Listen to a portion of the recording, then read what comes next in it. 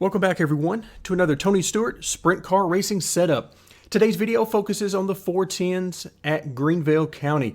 Now, Greenvale is essentially a dirt version of Bristol that races like Daytona or Talladega. So essentially, you're going to have no issue whatsoever running this track entirely wide open. So your focus here is going to be on scrubbing the minimum amount of speed. So the setup that we're going to take a look at will focus around minimum steering wheel movement. The car turns plenty easily all on its own. So it's all about controlling that rotation to scrub minimum speed in the corners. We'll begin our setup discussion with the shock values. And here you see 6s and 7s across the board with the exception of the right rear. And we'll come back to that in just a moment. Generally speaking, if you want slower transitions out of the car, a little bit more roll out of the car in the corners, then you'll use lower numbers here, around 3 to 4 being the minimums.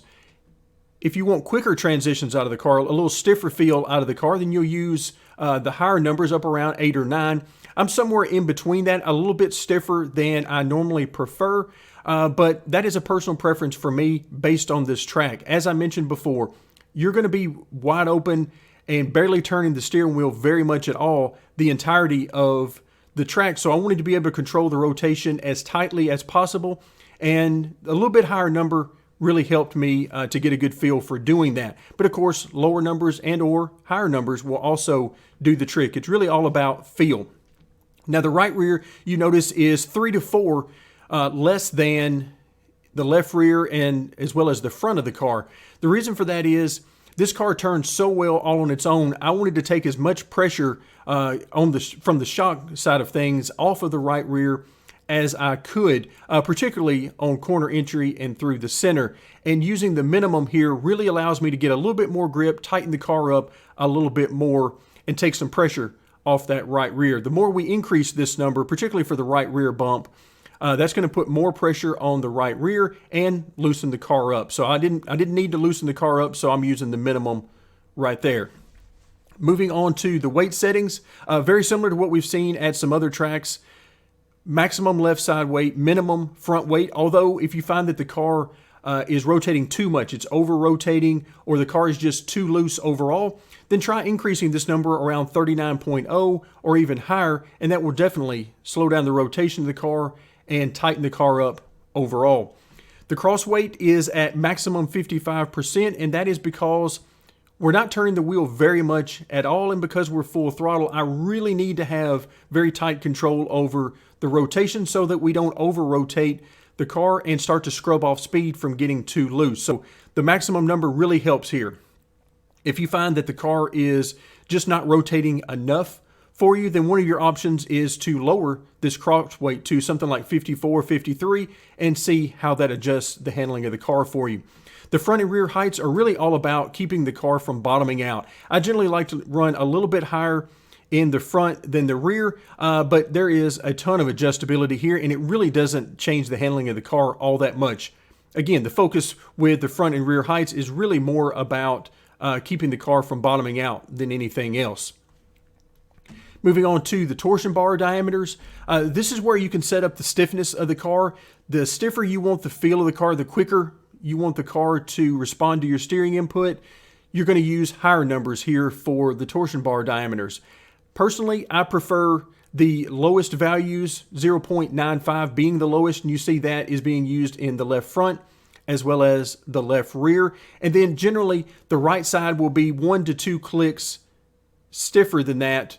For me, obviously you can use more than that, but for me, 1 to 2 clicks is what works best. In the front, the right front is a couple of clicks higher than the left front simply because I wanted to tighten up the car. Again, the car is rotating so nicely on its own that I really wanted to focus on tightening the car up a little bit and maintaining as much control as I could to scrub off the minimum speed. So that's why we see this value a couple of clicks higher than the left front. If you wanted to free up the car, particularly on corner entry, then drop this number down a click or two, and that should certainly help the car to rotate.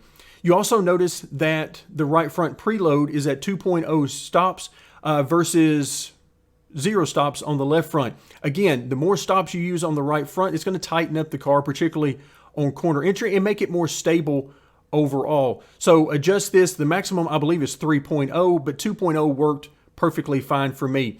So if you're feeling like the car is just too loose on entry, maybe increase this by a few clicks, see if that helps. On the other side, if the car is too tight on corner entry for you, then drop this number by a few clicks or even more, and that will certainly help the car to turn in the corner better. In the rear of the car, you see that there is only one click difference between the left rear and the right rear. That is because I wanted to tighten up the car. The lower number you use on the right rear, that's going to tighten this car up. However, I do not like to use identical settings in the left rear and the right rear. It causes the car to be, it definitely tightens it up, but it causes the car to be a little bit more erratic, and I don't like that feel out of the car, so I like to have at least one click of difference between left rear and right rear. You also notice that I'm using a little bit of preload in the left rear.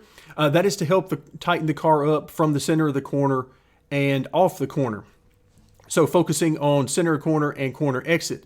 So if you increase this number up to somewhere around 1.5 or 2.0, as you saw in the right front, that's going to tighten up the exit quite a bit for you. So keep that in mind.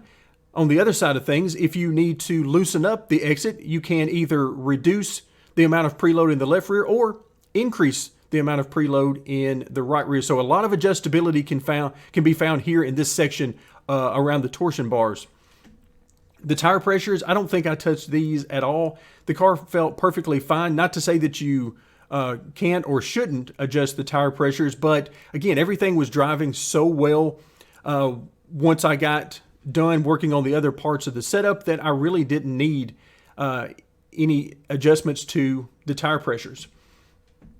Moving on to the miscellaneous settings, left rear spacing as well as the right rear spacing, both at their maximum values. Increasing the left rear spacing will tighten the car up overall. Increasing the right rear will loosen the car up overall. But I have found that using the maximums on both the left rear and right rear work really well for me, and can be a very nice adjustment if you find that the car, let's say, is just too tight overall.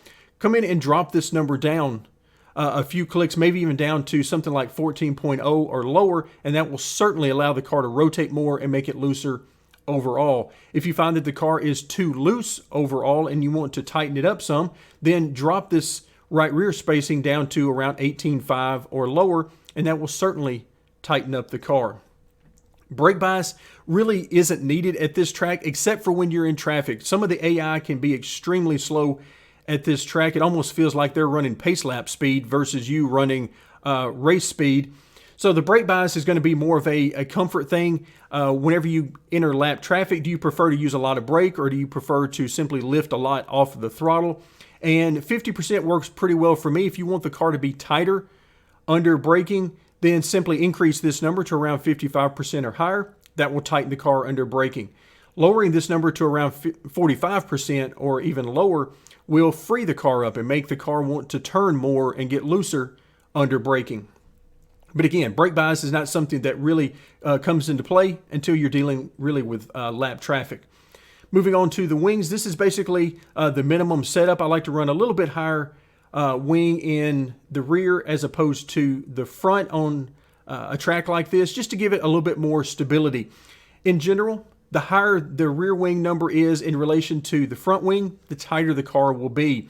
The more front wing you put in the car, the looser the car will be, simply because you're putting more weight to the front tires and helping them get more grip. The reason why I'm not using higher numbers here like you've seen at some of the other tracks is simply because of the drag that's introduced. Because we're running wide open, and this is essentially a test of who can turn the wheel and scrub off the least amount of speed in the corner, then I wanted to use the absolute minimum wing values to minimize that drag.